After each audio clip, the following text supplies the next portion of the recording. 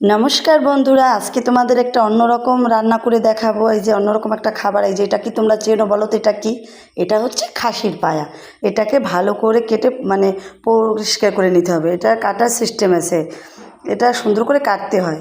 এই যে দেখো, আমার কেটে ভালো করে ধুয়ে নিয়েছি। এখন দিলাম লবণ, হলুদের গুঁড়া, মরিচের গুঁড়া, জিরা বাটা, তারপরে দিব আদা বাটা, পেঁয়াজ বাটা, তেজপাতা, আর দিয়ে দেব তেল। দিয়ে ভালো করে এটাকে মেখে নেব, কারণ এটাকে মেখে কিছুক্ষণের জন্য রেখে দেব।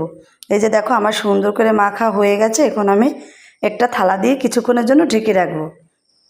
কিছুক্ষণ পর ঢাকনাটা উঠেই দেখো কি সুন্দর ম্যারিনেট করা হচ্ছে। এখন আমি গরম তেলে দিয়ে দেব রসুন বাটা। রসুন বাটাটা ভালো করে তেলে ভেজে নেব। এই যে দেখো, খুব সুন্দর করে আমি রসুন বাটাটা ভেজে নিয়েছি।